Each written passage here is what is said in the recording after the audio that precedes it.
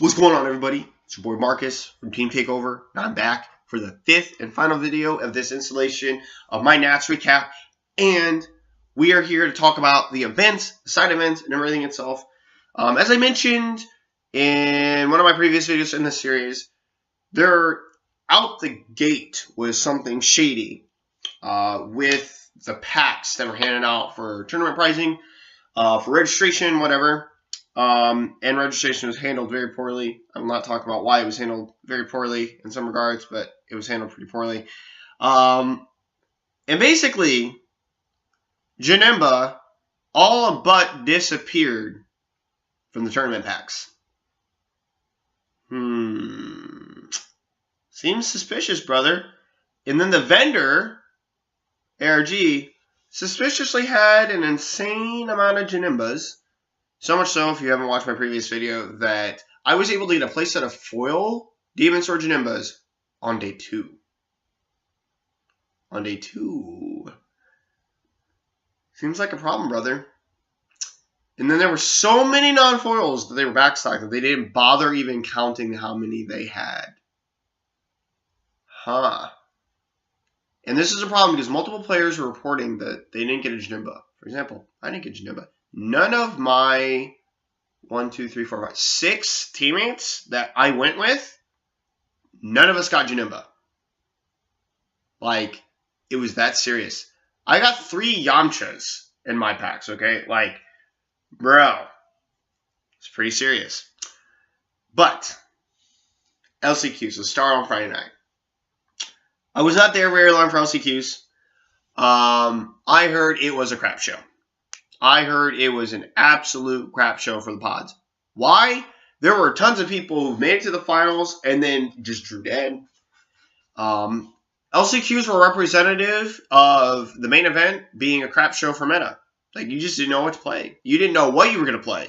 You didn't know what you were going to running into. You didn't know whether you were going to play your main deck for the event or another deck that could win it for you. Some people thought Janemba. Then Janemba got floored by, like, all the Android players that were there. Like, it was just basically counter everywhere. So LCQs were an absolute mess in that regard for the meta. I heard just from multiple people that it was rough. It was just rough. Many people who just, like, got there, they were playing a deck that they thought was going to get a form. Like, Android just seemed like the solid choice to play on LCQs. And many people were playing it, and there were a lot of mirrors, and then there were a lot of other cards. I walked by the tables. I saw Cell Chains everywhere. I saw Storm everywhere. I saw Janemba trying to be everywhere. I saw people, like, literally, I walked up to the vendors. There were people, the vendors were, there was a line all the way down. It was, like, just one vendor. Like, I mean, there were multiple vendor people, but, like, just one vending station. And there was just a whole line of people. Demon Sword, Demon Sword, Demon Sword, Demon Sword, Demon Swords. Passed out everywhere. It was absurd. And so, yeah. Like, LCQs were just a mess. People were, I mean, they were, like, trying to get their, I mean, the event was ran smoothly, but, like, as a meta call, like, the main event, it was a mess. It was just terrible to try to, like, walk in there and be like, I'm confident this is what's going to get it for me. Because as soon as you sat down at the table and the person across from you immediately realized, like, I didn't prepare for a Hercule player. Or I didn't prepare for a Mech Frieza player. Or I didn't prepare for a Storm player. Like, and it was just obvious. People made it on their LCQs. They were, you know, they were having fun doing their thing. It was what it was. And then Friday night going into Saturday morning, nobody got sleep. Nobody. I got 4 hours for the event. Woke up, had to take 2 Excedrin, and had a 5-hour energy and caffeine to get me through the day and water. Like, oh man, it was a day. It was a day. Everyone realized LCQ night, I don't know what I'm going to play for this event. I don't know what I'm going to play. I haven't known for weeks. Like, I mean, I even messaged Peter Katani in the middle of the Dragon Ball Super community page. Like, he didn't know what he was going to play, and I was, like, trying to encourage him, like, dude, like, it's okay, you'll figure it out, like, you're great, you're going to do great, like, you're going to get this. And I didn't realize that, but, like, when I got there for LCQs, I didn't realize how, I knew the meta was going to be diverse, I knew that there was going to be a bunch of decks I did not know it was going to be that serious where, like, nobody knew. And, like, we really didn't know. Like, I knew what was going to be good. Like, for example, I knew that the number one deck to beat was going to be Storm.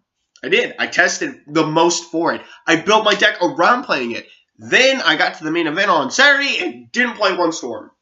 Didn't play one. And I'm like, And so that's just, and that's what everybody felt. Everybody felt like I just expressed there. Like, bro, we don't know. We just don't know. Bandai, stop releasing sets 2 weeks before your biggest event ever. Like, please don't do that to us again. We won't make it, bro.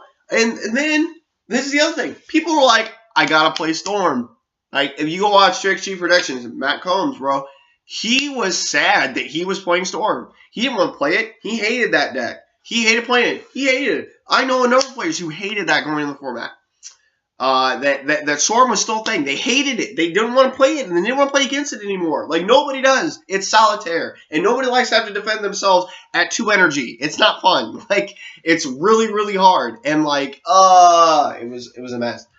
So going into the event on Saturday morning, people have no sleep. Like, there were people playtesting until 5:30 in the morning. The event started at 8, dog. I'm not even lying. There were people sleeping in the convention center because they were testing in the convention center. There were people between rounds finding the nearest seat, napping outside because they had been up all night testing. So we get to Saturday, we get to the main event, we get in there very quickly. Well, huge shout outs to the security, by the way. They were super awesome, glad for the protection, really happy for that. And the event ran very smoothly, like super great. Main event, way too many rounds. I can't remember how many rounds. It was an absurd amount of rounds. I'm glad that I didn't stick it out. It just would have been a really long day. And, here we go. So, going into the event, as I said, it was a crapshoot.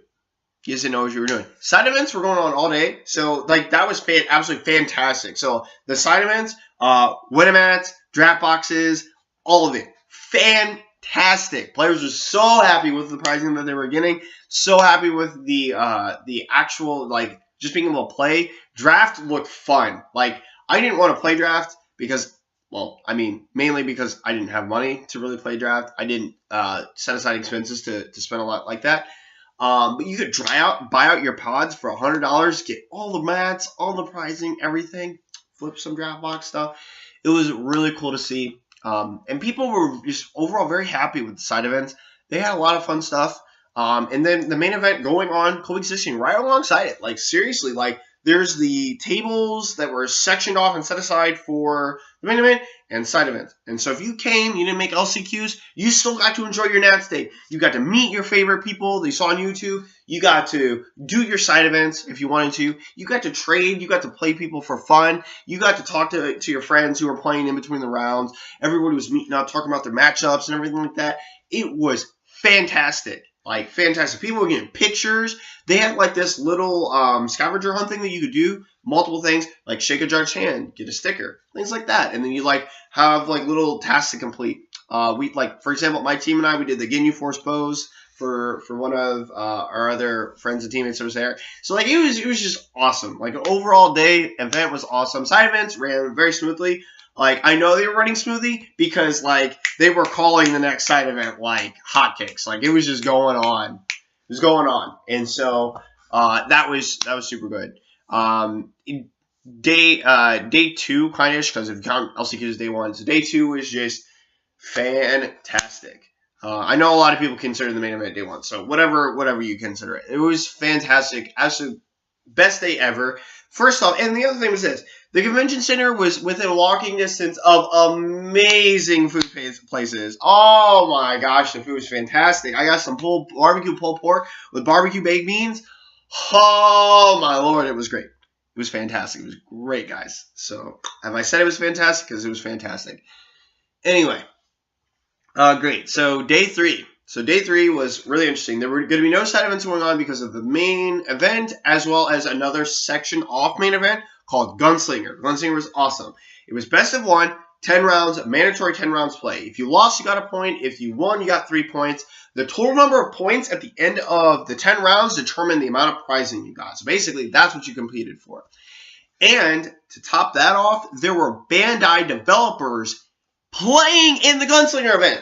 So you got to play against the creators of the game. That was so cool.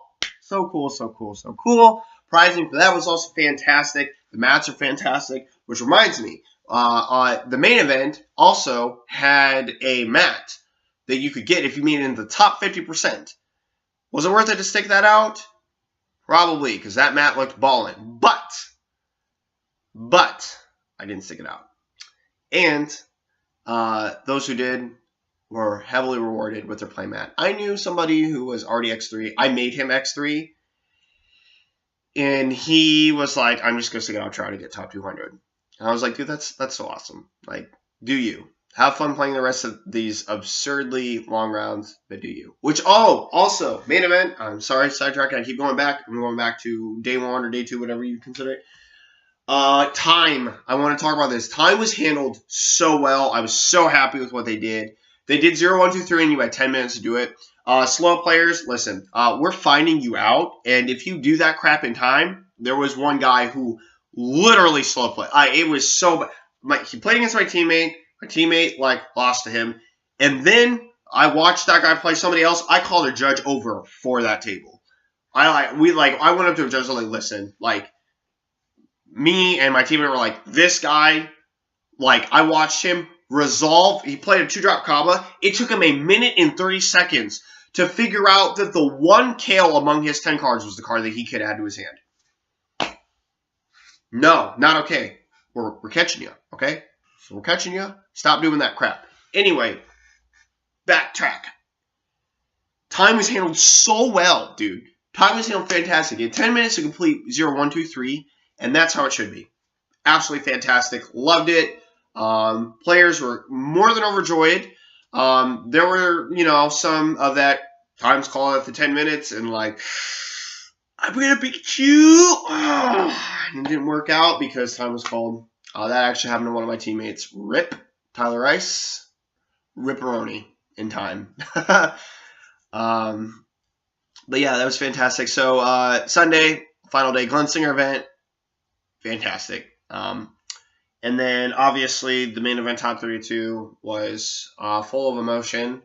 There were a lot of people who, were just happy to make it. I didn't stay to actually be present and watch. I'm mainly telling you from what hearsay and recap videos and things that I saw. Congrats to our first national champion ever. I believe his name is Jordan. Don't hold me to that. But congrats to him. He was playing Herudegarn. He played a mirror match of Hero Storm. Must have been fantastic to watch. I heard there were a lot of controversial plays. That it was a really good match in terms of oh my god, why is he doing that? And it worked out. I was like, oh my gosh, that was so smart. Things like that. I heard that was going on. And that top 32 was great. The metallic cards, oh my gosh, dude, they look beautiful. I wanted to get metallic cell, but I didn't. Didn't make top 32. And that was my goal, to earn metallic cell, because I played Soul Eater. It would have been just so cool. But that didn't happen for me. But top 32. Handled well. The judges handled all the events incredibly well. And the judges were also really thankful when you worked with them well, too. And, yeah, just overall, the experience was very positive. I felt that a lot of players, if they were upset that they weren't doing well. They weren't upset at, the player across from them. There were a lot of good vibes, a lot of great people to meet, and a lot of people who just genuinely love and share the love of this game. So that was fantastic.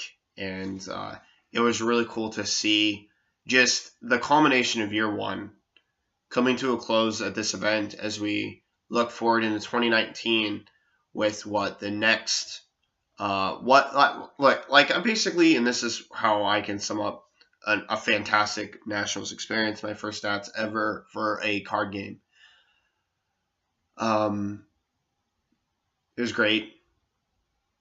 The event went off without a hitch. felt like, and just being able to meet all these players was fantastic. It really does leave me wondering what's next, because the format's blown wide open by set 5, and we still don't know what it is. And only good things feels like going forward with this game. I'm excited for this next year, and I will be arriving this next year. So, yeah, that's just basically how I feel about the event, and where it left me after everything was said and done. So that's it for this series and this video. It's Marcus from Team Takeover, signing off.